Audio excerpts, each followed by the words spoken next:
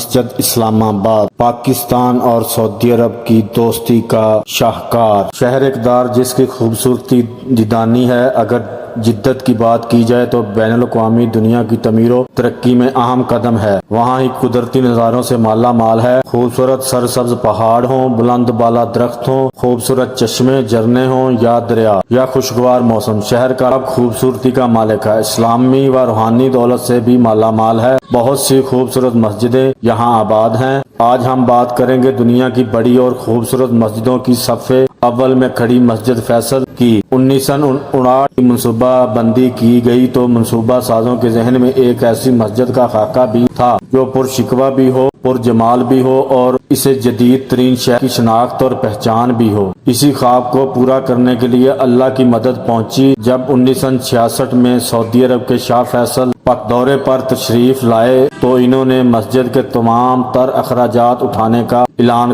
کیا۔ 1968 میں اس مسجد کے ڈیزائن کے لیے ایک بین الاقوامی مقابلے کا اہتمام کیا گیا۔ یہ مقابلہ ترکی کے جوان سال آرکیٹیکٹ وحدت تعلقے نے جیتا۔ مارچ 1975 میں جب شاہ فیصل شہید کر دیے گئے تو حکومت پاکستان نے فیصلہ کیا کہ یہ مسجد ان کے نام سے منسوب کر دی جائے۔ 28 نومبر 1975 کو اس مسجد کا نام شاہ فیصل مسجد رکھنے کا اعلان کر دیا۔ اکتوبر 1976 میں جب سعودی عرب کے فرمانروا شاہ خالد پاکستان کے دورے پر تشریف لائے تو انہوں نے حکومت پاکستان سے درخواست کی کہ وہ اپنے بھائی کے نام سے منسوب اس عظیم مسجد کا سنگ بنیاد رکھیں۔ 12 اکتوبر 1976 بمطابق 17 شوال 1396 ہجری کو شاہ خالد نے باوقار تقریب میں اس عظیم الشان مسجد کا سنگ بنیاد رکھ دیا۔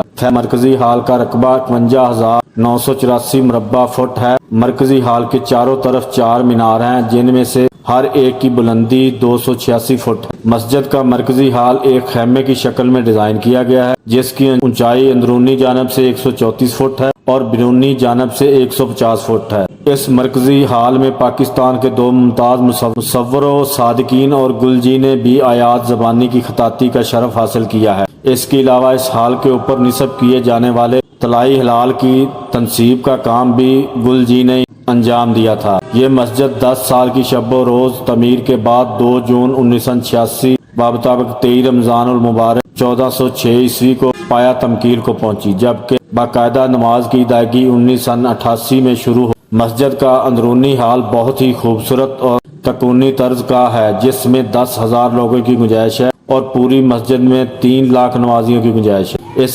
اس کے علاوہ مسجد کے بیرونی احاطے میں سابقہ صدر پاکستان جنرل ضیاء الحق کا طرز تعمیر مقبرہ قائم ہے۔ اس وقت شاہ فیصل مسجد پاکستان میں مذہبی مرکز کے علاوہ مرکزی ٹورسٹ پلیس بھی ہے۔ یہاں سارا سال نہ صرف پاکستان بلکہ پوری دنیا سے مسلمان اور دیگر سیاح بھی آتے ہیں، اس کی خوبصورتی کے قائل ہوتے ہیں۔ گزارش ہے کہ اس مرکز اسلامی کی تقدس کا خیال رکھا جائے، اسے سیرگاہ سمجھنے کی بجائے اسلامی مرکز سمجھا جائے اور عزت و تکریم کی جائے۔ اللہ ہم سے راضی ہو۔